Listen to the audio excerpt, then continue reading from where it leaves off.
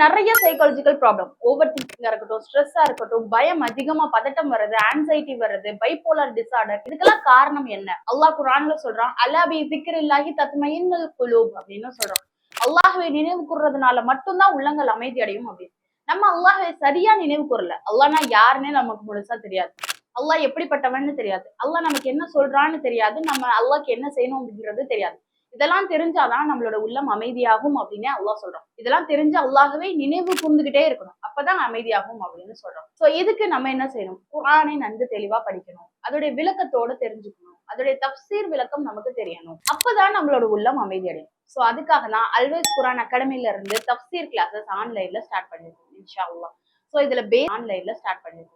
குர்ஆன்ல என்னென்ன விஷயங்கள் சொல்றோம், அதன் மூலமா நம்மளை எப்படி மாத்திக்கிறது, எப்படி இந்த வாழ்க்கையை நம்ம ரன் பண்ணி போறது, சொர்க்கத்தை எப்படி அடையிறது அப்படின்றதெல்லாம் கத்துக்க போறோம். சோ இன்ஷா அல்லாஹ் கண்டிப்பா ஜாயின் பண்ணுங்க. வீட்ல ஒருத்தவங்க கண்டிப்பா குர்ஆனுடைய விளக்கத்தை தெரிஞ்சவங்களா இருக்கணும். வெறும் ஆலிமா படிக்கிறதன் மூலமா, வெறும் நம்ம குர்ஆனை ஓத கத்துக்கிறதன் மூலமா இது வராது. சோ இந்த விளக்கத்தை தெரிஞ்சு நம்ம சொர்க்கத்தை அடையிறதுக்கான பாதையை இன்ஷா அல்லாஹ் லேசாக்கும். என்னோட சேர்ந்து இன்ஷா அல்லாஹ் தஃப்சீர் படிக்க வாங்க. அஸ்ஸலாமு அலைக்கும் வரஹ்மத்துல்லாஹி வபரகாத்துஹு.